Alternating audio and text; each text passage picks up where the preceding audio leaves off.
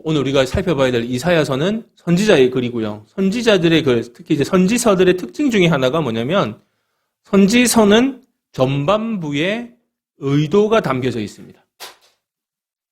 그러니까 이사야서 전체의 전반부에 선지자가 어떤 목적을 가지고 어떤 의도를 가지고 어떤 방식으로 하나님께로부터 말씀을 받아서 누구를 대상으로 해서 내가 지금 예언을 하는가, 하나님의 말씀을 전하는가에 대한 정보들이 서론 부분, 앞부분에 들어가 있습니다.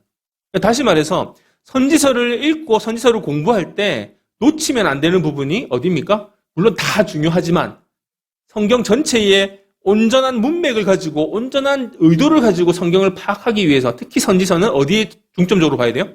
앞부분을 놓치면 어떤 오류가 생기기 시작하냐면 사람들은 자꾸 성경을 읽을 때 자의적으로 해석을 하려고 합니다.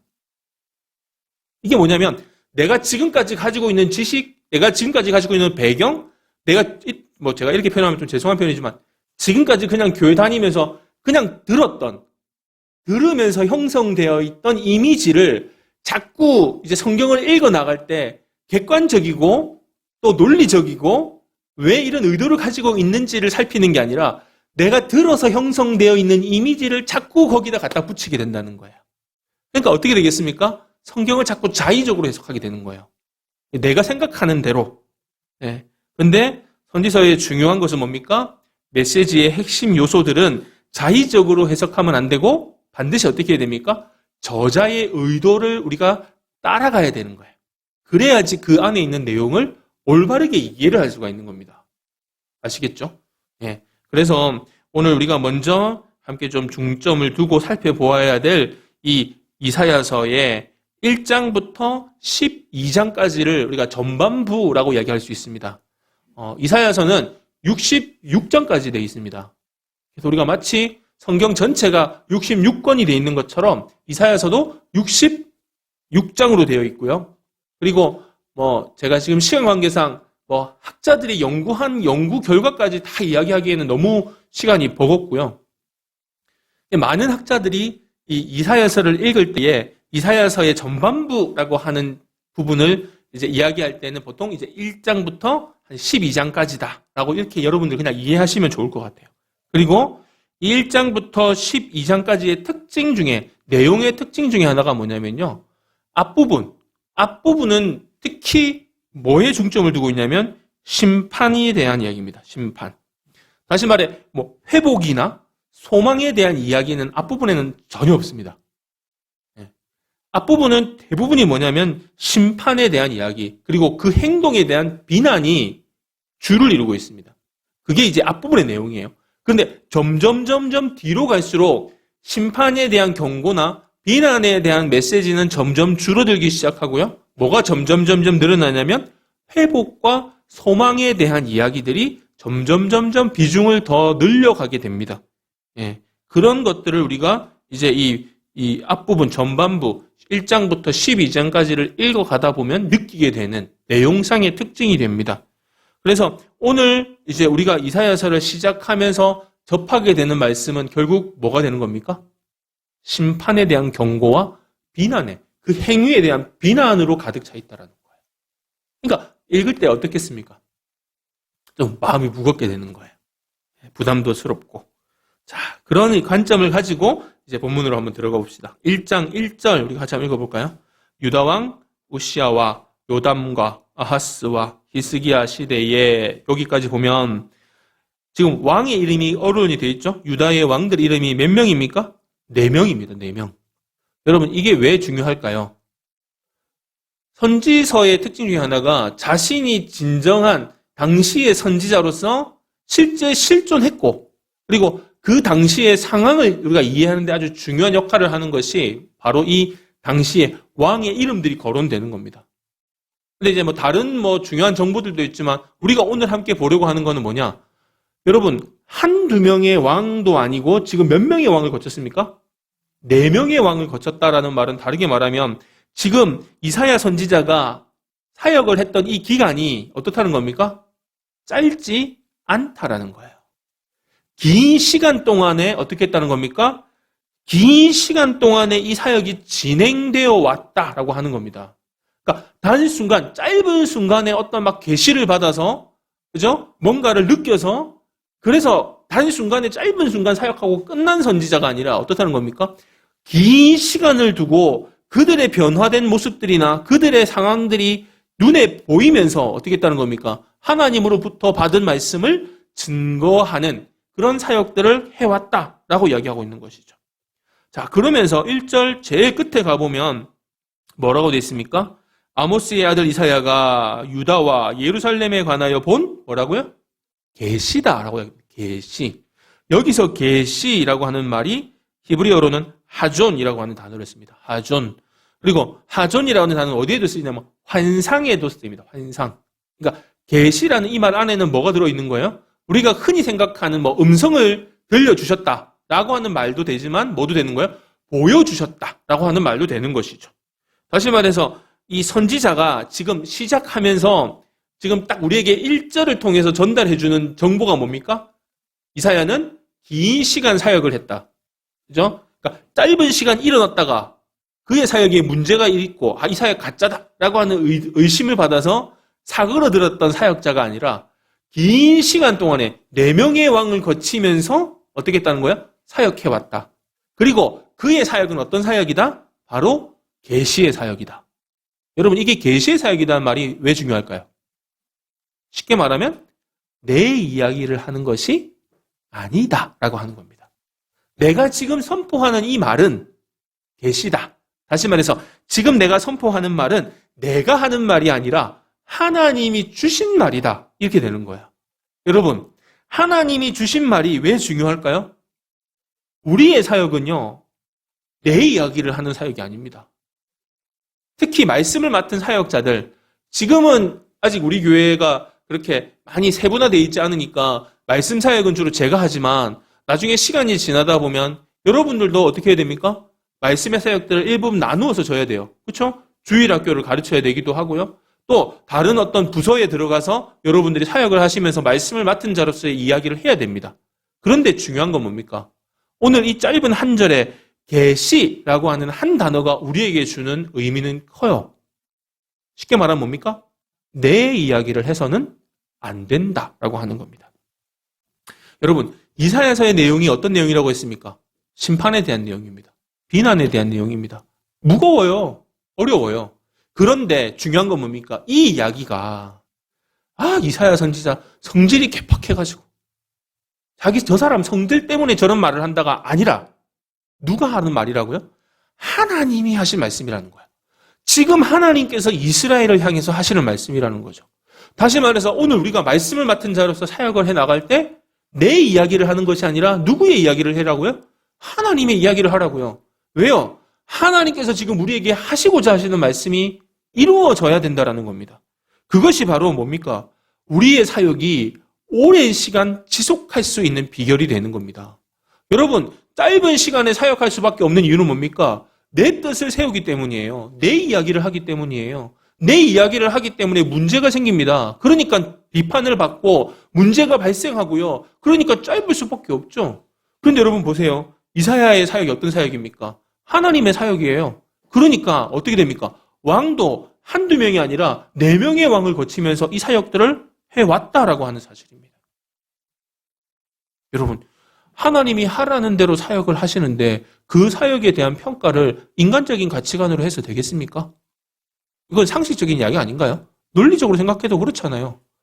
여러분, 하나님의 관점에서 성경을, 하나님의 관점에서 우리의 사역을 평가하는 것이 올바른 것이지 내 인간적인 가치관을 가지고 평가한다? 여러분, 거기에는 문제가 일어날 수밖에 없습니다. 여러분, 심지어는 사역자로서의 입장에서도 생각해보면 세상의 눈치를 살피면서 사역한다? 이것도 문제가 있는 거잖아요. 여러분, 우리는 어떤 사역을 해야 됩니까? 하나님의 눈에 합당한 사역을 해야 되는 겁니다. 세상의 눈으로 평가할 때에 우리는 실패자일 수 있습니다. 세상의 가치관으로 판단한다면 우리는 참 못난 인간일 수도 있습니다. 하지만 하나님의 눈에는 어떻습니까? 성공자일 수 있다는 거예요. 심지어는요, 세상의 가치관으로 본다면 저 사람 진짜 목회 성공했네. 저 교회 정말 성공했네. 어떻게 이런 자리에 저렇게 큰 교회를 세웠을까? 여러분, 이런 이야기도 할 수 있지만 분명한 건 뭡니까? 나중에 때가 되어서 하나님의 평가를 받게 될 때 하나님이 보실 때에 불합격할 수도 있다는 거야. 너희는 실패자야. 너는 숫자만 늘리고 너희들의 가치관에 정말 만족감은 줬는지 모르지만 내 눈에 볼 때, 하나님의 눈에 볼 때에는 평가가 실패자일 수도 있다라고 하는 사실입니다. 또 한 가지, 여러분 계시라고 하는 단어 안에는 어떤 의미도 있다고 했습니까? 환상이라는 뜻도 있다고 했잖아요. 그죠? 그럼 환상, 다시 말하면 미래를 보여주셨다라고 하는 겁니다. 보여주셨다. 여러분, 앞으로 일어날 일들을 보았다라는 것이 바로 이 책에서는 뭐라고 표현하고 있다고요? 환상, 하존이라고 하는 단어로 사용하고 있다라는 것이죠. 쉽게 이야기할 수 있습니다. 여러분, 지금 아까 제가 서론에서 이 앞부분 1장에서 12장까지의 내용에 가장 많이 등장하는 단어가 뭐라고 했습니까? 심판. 그렇죠? 암울한 현실. 여러분, 암울한 현실 가운데 이사야 선지자가 지금 사역을 시작하면서 이 사역은 어떤 사역이다? 하나님의 계시, 하나님의 환상을 통해서 시작한 사역이다. 이 말이 주는 아주 중요한 의미는 뭐냐? 바로 미래에 대한 소망을 가질 수 있다라고 하는 사실입니다.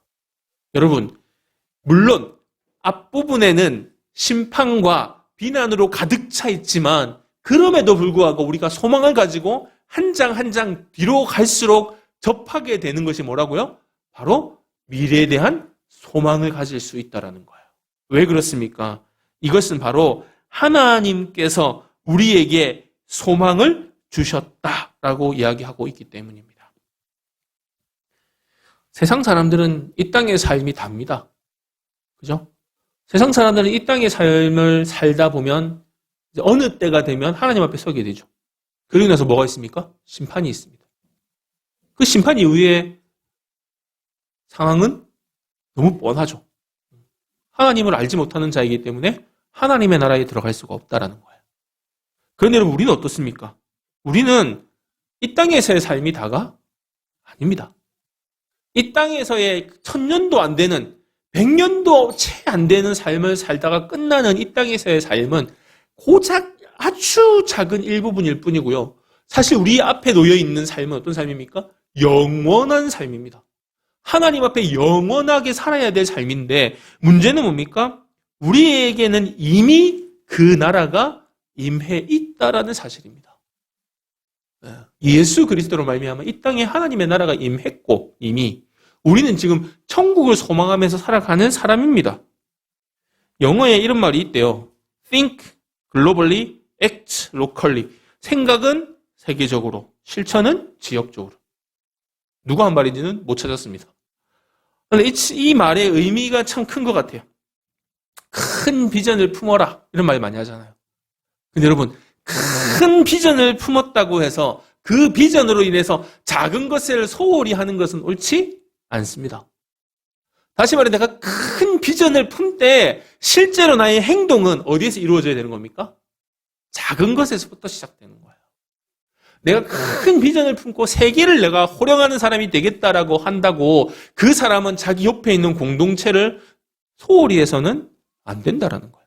결국 큰 비전이 어디서부터 시작되냐? 내 주변, 내 주변에 함께하고 있는 지체들, 우리 공동체 안에서 실천되기 시작한다라는 사실이죠.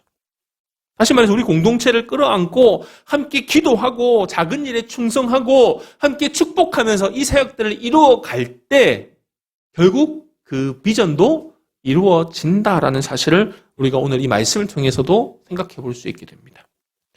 자, 2절로 한번 넘어가 보겠습니다. 2절 말씀에 보니까 2절, 3절 같이 한번 읽어볼까요? 여러분들이 한번 읽어주십시오. 시작.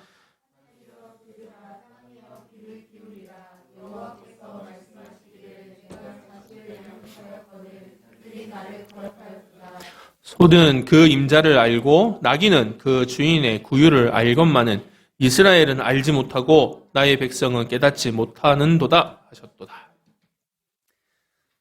이거 읽을 때 한국 사람들이 막 분노하고 막 어떻게 말을 이렇게 할 수 있어 이렇게 생각 안 하잖아요. 그죠? 근데 유대인들은 이 구절을 읽으면 분노하게 됩니다. 우리하고 배경이 다르기 때문이죠. 여러분, 지금 어떤 상황이냐 한마디로 지금 고소가 이루어졌습니다. 고소. 법에다가 고소하듯이. 재판장은 누굴까요? 하나님이신 거예요. 그리고 지금 하나님께서 지금 재판장이신 하나님께서 증인을 세워야 되거든요. 우리나라도 그렇지만 유대인들의 재판 방식에는 반드시 증인이 필요합니다. 두세 명의 증인. 한 명은 원한을 가질 수 있기 때문에 안 돼요. 그래서 최소 2명에서 3명 이상의 증인이 있어야 되는데 지금 하나님께서 증인을 세우시는데 누구를 증인으로 세웠다? 하늘과 땅을 증인으로 세웠고 재판장은 누구라고요? 하나님이신 거예요. 근데 여러분 하나님께서 왜 하필이면 하늘과 땅을 재판장으로 세웠을까요? 이스라엘 사람들, 특히 이제 성경의 배경을 가지고 있다면 이해할 수 있는 부분이죠. 바로 신명기 31장 28절, 신명기 32장 1절에 보면 이렇게 되어 있습니다. 하늘과 땅이 등장을 하죠. 너희 지파 모든 장로와 관리들을 내 앞에 모으라. 내가 이 말씀을 그들의 귀에 들려주고 그들에게 하늘과 땅을 증거로 삼으리라. 이렇게 되어 있습니다. 신명기 32장 1절에도 하늘이여 귀를 기울이라 내가 말하리라 땅은 내 입의 말을 들을지어다. 이렇게 되어 있습니다. 한마디로 말해서 지금 하나님께서 이미 이스라엘 백성들을 출애굽을 시키셔서 그들로 하여금 하나의 나라, 하나님의 나라를 이 땅 가운데 세우실 때 누구를 증인으로 세웠다고요? 하늘과 땅을 이미 벌써 증인으로 세워 놓으셨다는 거예요. 그 나라가 시작되기 전에 이미 시작되는 과정에서 그런데 문제는 뭡니까? 시간이 흘러서 그죠? 가나안 땅에 들어간 지도 엄청 오래됐어요. 이제 나라가 이제 멸망하는 그 상황 가운데로 막 치닫고 있는 상황이잖아요. 그런 상황 가운데서 하나님께서 누구를 소환한 거예요? 이미 하나님께서 증인으로 세웠던 하늘과 땅을 증인으로, 배심원으로 지금 재판정에 소환을 한 거예요. 뭘 이야기하기 위해서? 이스라엘 백성들이 누구를? 여호와를 거역했다. 그런데 여러분, 거역한 모습을 어떻게 표현하고 있습니까? 소와 나귀입니다. 소와 나귀. 한마디로 말해서 지금 이스라엘 사람들에게 있어서 소하고 나귀는요, 어떤 이미지가 있냐면 말 안 듣는 동물. 자기가 고집이 센 동물. 여러분, 그런 이미지 떠오르시죠? 네. 우리나라 소하고는 조금 다른가 봐요. 우리나라 소의 이미지는 어때요? 저는 소 실물을 처음 본 게 초등학교 때 아버지랑 낚시하러 갔다가 시골에 그 제방이라고 해야 됩니까? 제방 위에 소 한 마리가 묶여져 있었는데 저게 뭐지 하고 가까이 가서 보니까 소더라고요. 책에서 봤던 소.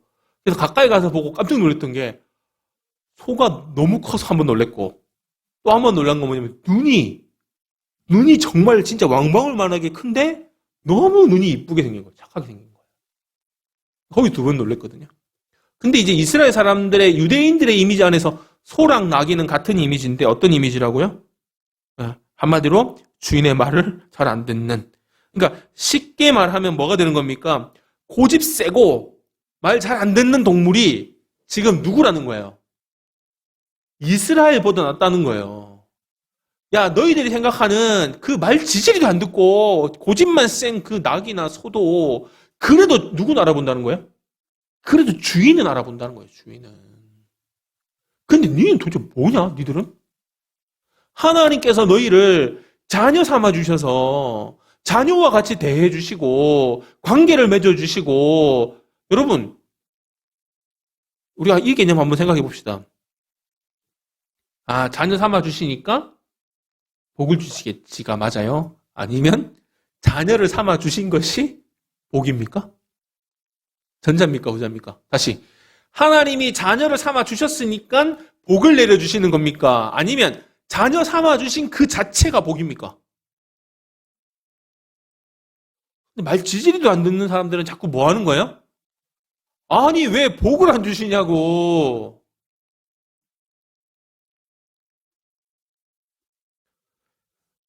오늘 본문의 이 2절, 3절, 3절, 4절에 나오는 이 경고를 들은 아마 일반 상식이 통하는 평범한 유대인이었다면 상당히 기분 나쁜 이야기가 되는 거예요. PPT 하나만 띄워주실래요?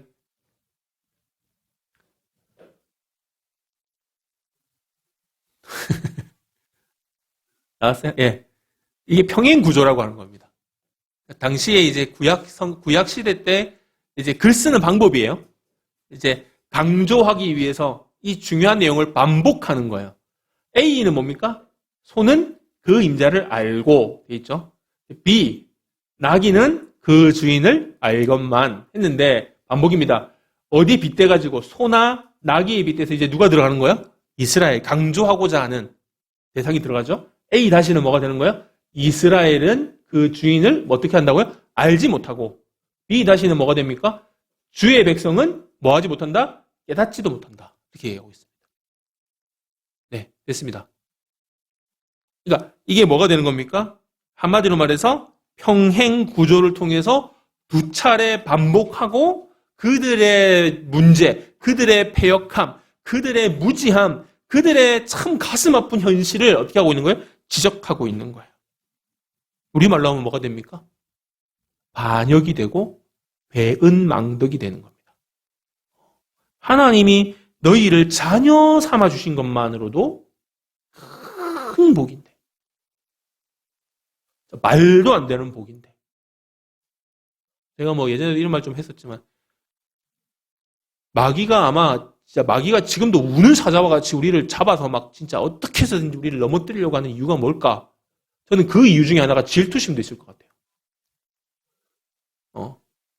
사탄이 타락하고 천사가 타락했을 때만 해도 하나님이 다시 기회를 주시지 않았는데, 이 인간은 말도 안 되는 이런 짓을 저지르는데도 하나님이 끝까지 참고 인내해 주시고, 심지어 하나님이 천사를 보고 너는 내 아들이라고 한 적이 없는데 예수 그리스도를 내 아들이라고 하고 예수 그리스도가 목숨 바쳐서 구해준 인간들을 가리켜서 하나님이 너는 내 자녀다라고 이야기를 하시는 걸 보니까 마귀 사탄 눈이 뒤집어지는 거예요. 어떻게 그럴 수가 있냐고. 저 인간들이 뭐가 대단하다고. 여러분, 우리는 이미 자녀이기 때문에 복 받은 줄 믿습니다.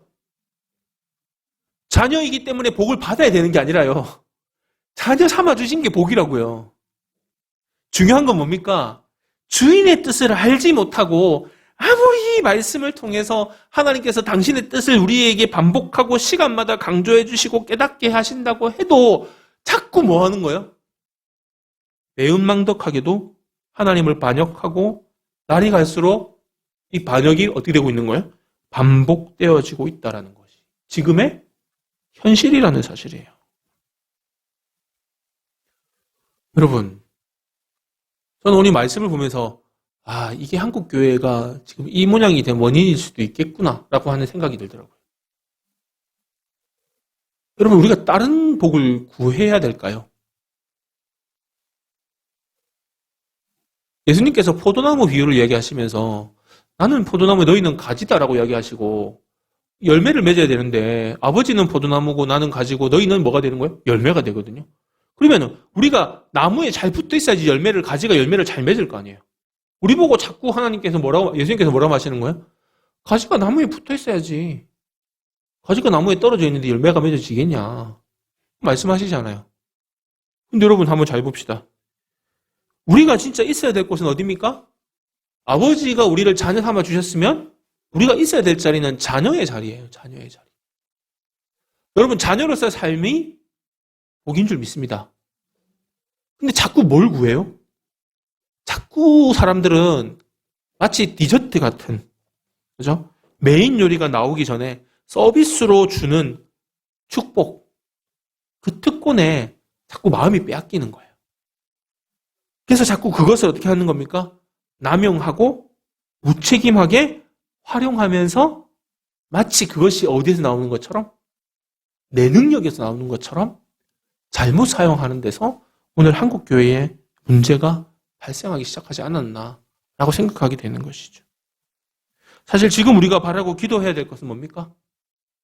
우리가 지금 바라고 기도해야 될 건 하나님 복 내려주세요가 아니라는 거예요.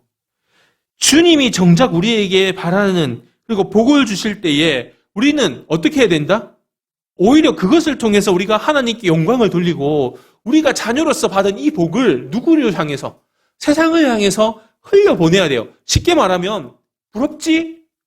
내가 하나님께로부터 자녀 사명을 받고 내가 하나님의 자녀가 되고 이렇게 정말 행복한 삶을 살고 있는데 너는 아직까지 하나님을 모르고 있네? 야, 내가 이렇게 즐겁고 기쁘고 행복한 삶이 부럽지 않아?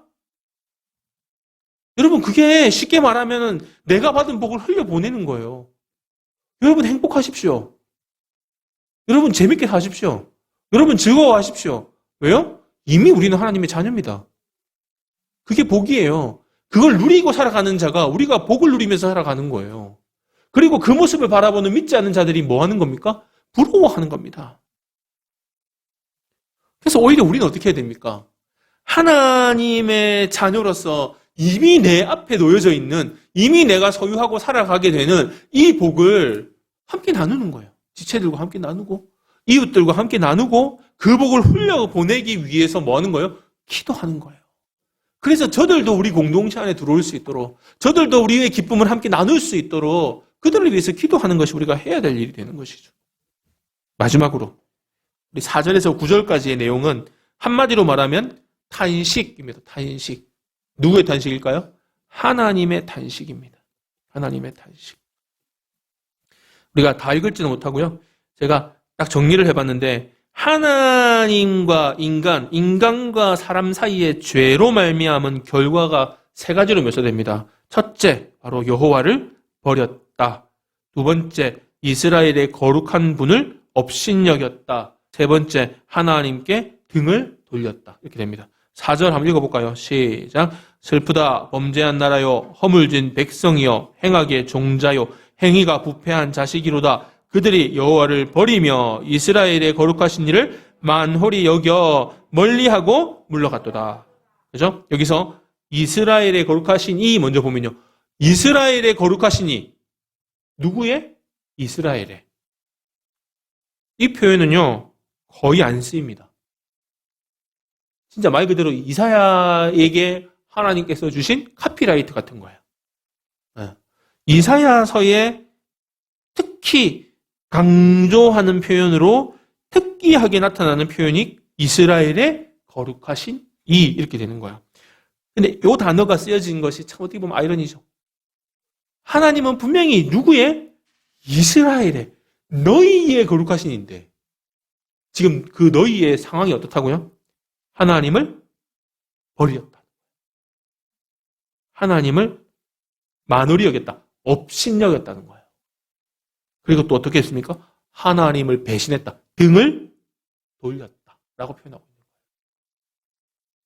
이 표현은 이스라엘의 현재의 아주 심각한 원인, 단적인 예로는 뭐가 됩니까?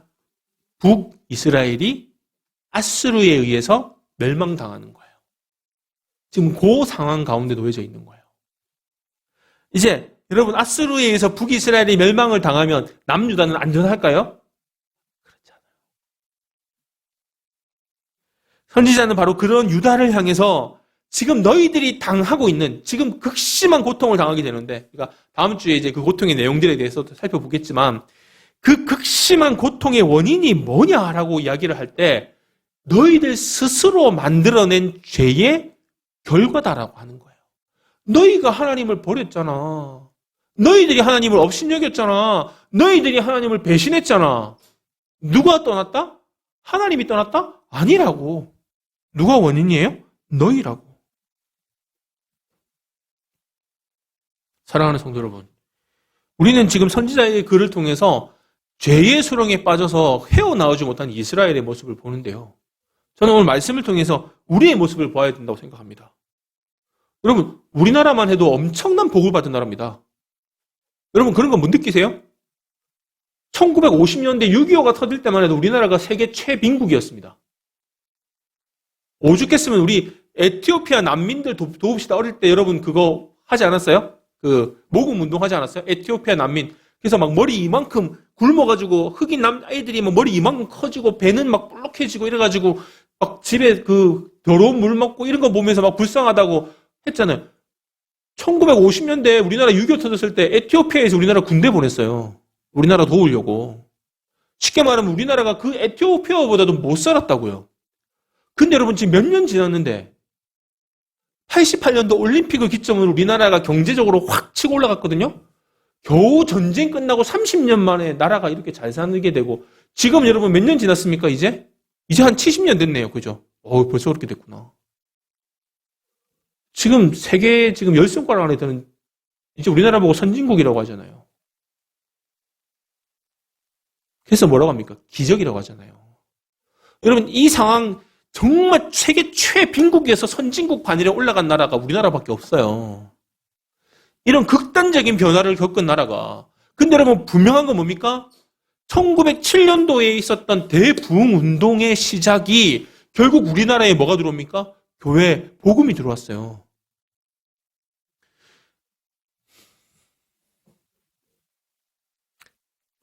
인정 안 하는 사람들은 인정 안 하겠지만 제 눈에는 분명히 보여요. 우리나라가 이렇게 잘 살게 된 거는 하나님의 복이라고요. 막 부인하고 싶으시겠지만 어떤 분들은 분명한 거는 이 땅에 복음이 들어오지 않았다면 이런 일들은 일어나지 않았어요. 왜? 복음을 가지고 들어왔던 선교사들을 통해서 우리나라의 그 문맹이 해결되기 시작했거든요. 왜? 학교를 짓고 병원을 짓는 게 선교사들의 첫 번째 사역이었어요.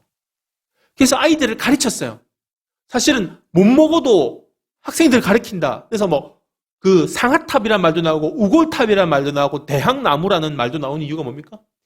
부모는 못 배우고 농사 짓고 소 키우고 그죠? 그래도 누구는 자녀만큼은 내가 가르쳐가지고 성공시키겠다라고 가르쳤던 게 누구였어요? 우리 부모들이잖아요. 근데 그게 가능했던 이유가 뭐라고요?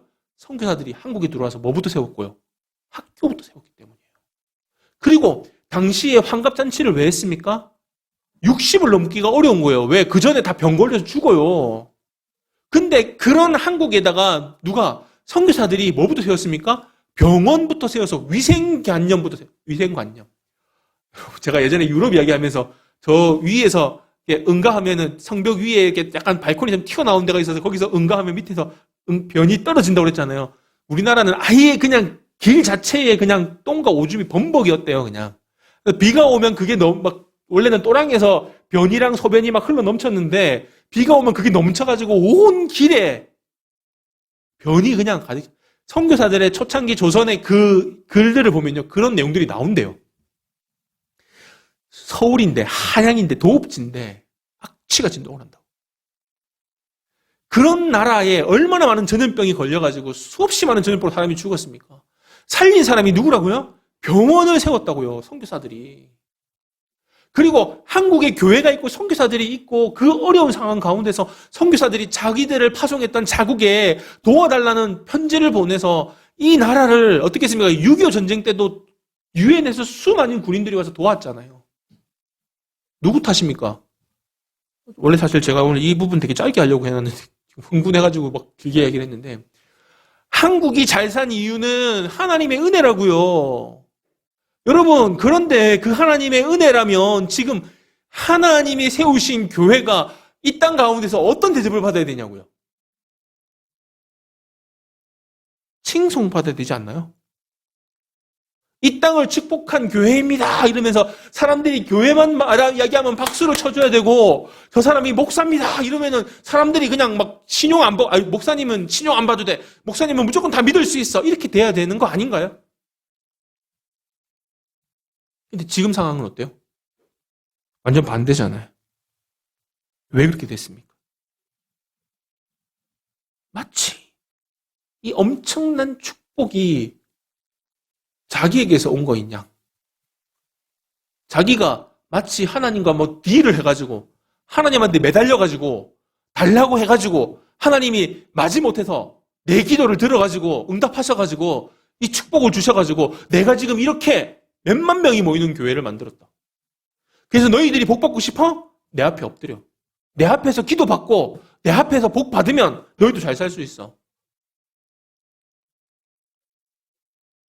마치 자신의 능력인 양 행세하고 하나님이 주신 것을 자신에게 충성하면 받는 것처럼 오용하고 남용한 자들이 있기 때문이라는 거죠.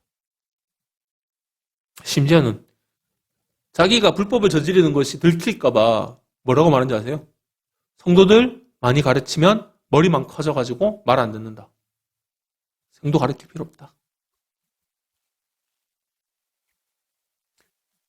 여러분, 무조건 믿기만 하고 믿으면 된다. 믿기만 하면 된다. 맞아요. 믿기만 하면 됩니다. 근데 중요한 건 뭡니까? 여러분, 그 믿음은 어디서 나올까요? 하나님을 향한 올바른 지식에서 나옵니다.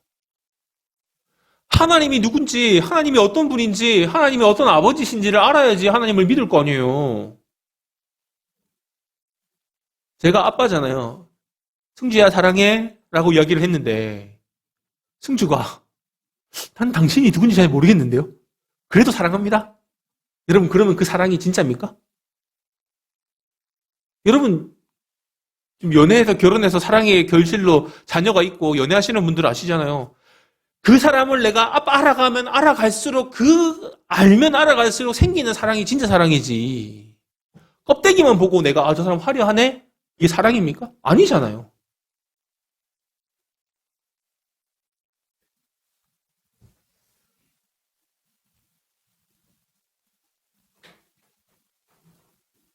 반지성주의라고 하죠. 무조건 믿기만 하면 돼. 지식은 필요 없어. 여러분, 그러다 보면요, 그 신앙은 위선으로 바뀌거나 이단이 됩니다. 오늘 한국교회가 이단으로 몸살을 앓고 있는데 분명한 원인 중에 하나도 바로 반지성주의입니다. 무지가 한몫을 했다는 거예요. 이단에 빠지는 사람들의 대부분이 성경 해석을 모르기 때문에 성경을 그렇게 해석하는 게 옳은 거구나. 야, 저거 교회에서는 안 가르쳐 주던데 저기 가니까 성경을 딱딱딱딱 짝 맞추기도 정말 잘하네.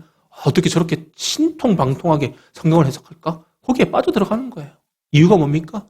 반지성주의. 목사들 책임도 있는 거예요. 성도들 많이 가르치면 교만해져가지고 말 안 듣는다고. 무조건 믿으면 되는데 뭐 하려고 가르치냐고. 사랑하는 성도 여러분, 우리가 해야 될 일이 뭘까요? 결론입니다. 오늘 말씀을 맺겠습니다. 그럼 우리는 뭐 해야 돼요? 간단하지 않나요? 우리의 젊음을 어디에 쏟아야 됩니까?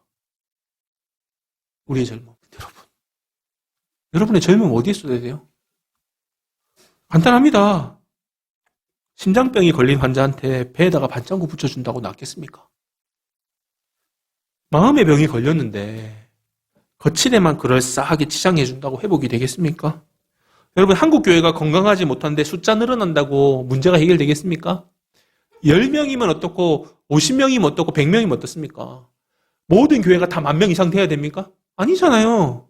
하나님이 보실 때 10명이 있어도 100명이 있어도 그들이 정말 모든 소망, 모든 그 수고, 모든 열정을 쏟아서 주님의 교회를 건강하게 세워나가려고 하는 그 동일한 마음으로 열심히 정말 재밌게 하나님의 사역들을 이루어 간다면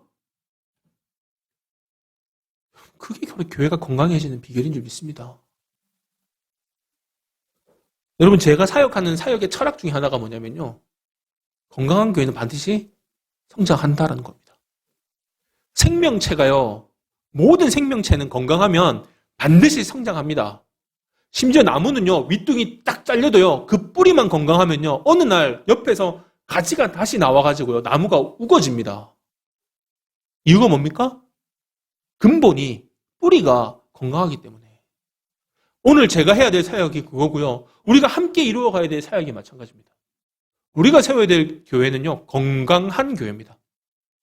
우리 이음교회가 정말 건강해야지 하나님의 나라와 이 땅을 이어갈 수가 있습니다.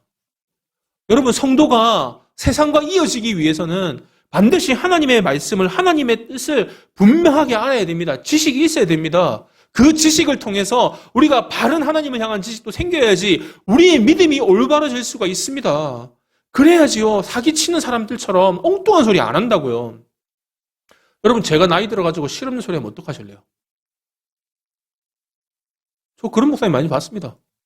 사역 그렇게 잘하시는 목사님이 60 넘어가고 65, 70 되어 가시니까 실없는 소리를 하기 시작하시더라고요.